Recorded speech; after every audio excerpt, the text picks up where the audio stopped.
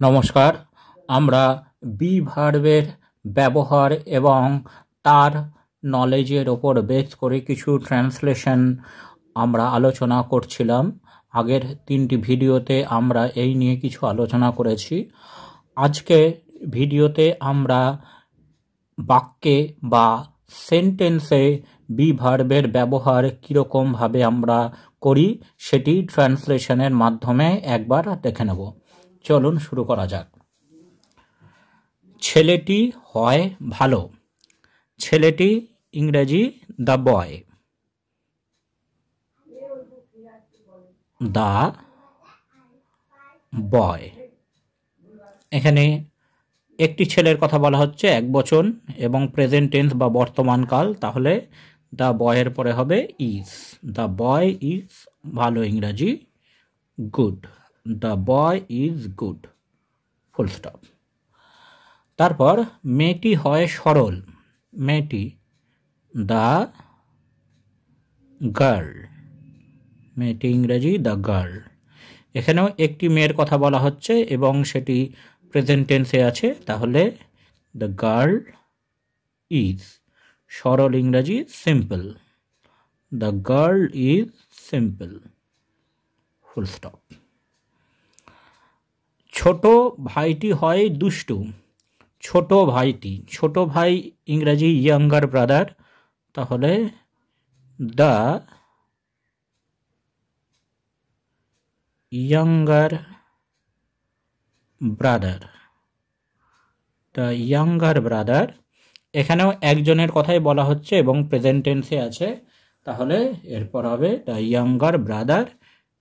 এটার পরে বসবে বি ভার্ব হবে is. The younger brother is দুষ্টু ইংরাজি নটি। দ্য ইয়াঙ্গার ব্রাদার ইজ নটি। লোকটি হয় চালাক। লোকটি, লোক ইংরাজি ম্যান। The man. এখানেও এক বচন প্রেজেন্ট টেন্স, তাহলে দ্য ম্যানের পরে বি ভার্ব হবে is. The man is clever. শিশুগুলি হয় মিষ্টি।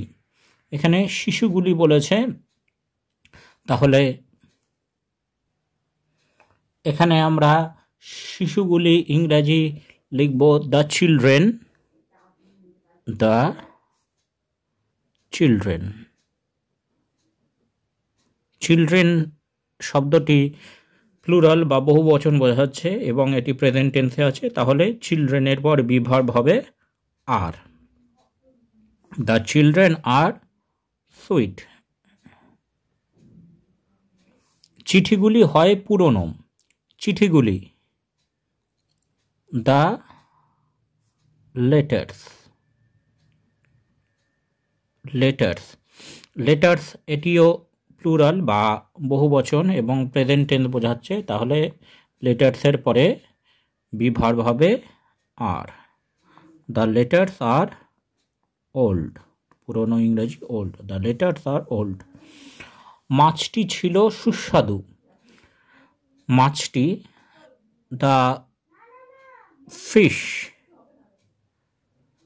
এখানে ছিল অর্থাৎ পাস্ট টেন্স বা অতীতকাল বোঝাচ্ছে।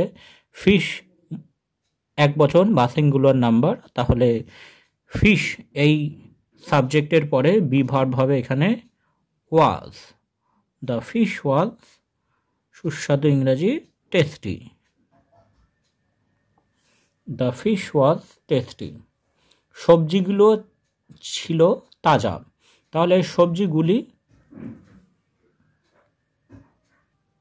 ইংরাজি হবে দ্য ভেজিটেবলস, তাহলে এখানে আমরা লিখব দ্য ভেজিটেবলস ওয়ার। এখানে ভেজিটেবলস প্লুরাল বোঝাচ্ছে বা বহু বচন বোঝাচ্ছে এবং পাস্ট টেন্স হচ্ছে, তো সেক্ষেত্রে ভেজিটেবলসের পরে বি ভার্ব হবে were. The vegetables were fresh. সূর্যমুখী ফুলটি ছিল সুন্দর। সূর্যমুখী ফুল ইংরেজি হবে সানফ্লাওয়ার, তাহলে দ্য সানফ্লাওয়ার। এক বচন বা সিঙ্গুলার নাম্বার এবং পাস্ট টেন্স আছে, তাহলে সানফ্লাওয়ারে বলে বি ভার্ব হবে ওয়াজ। দ্য সানফ্লাওয়ার ওয়াজ, সুন্দর ইংরাজি beautiful. The sunflower was beautiful. Pencil বাক্সটি ছিল হলুদ। পেন্সিল বাক্স, এখানে একটি কথা বলেছে, দ্য পেন্সিল বক্স একটি আছে, তাহলে পাস্ট টেন্সে বি ভার্ব হবে ওয়াজ। ওয়াজ ইয়েলো, ফুল স্টপ। তারা ছিল আত্মীয়। তারা ইংরেজি দে।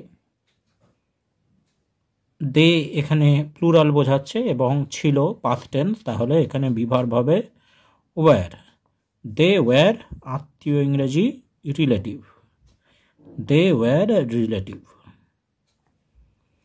আমি হই ছেলে, একজন ছেলে, তাহলে আমি হই, আমি ইংরাজি আই।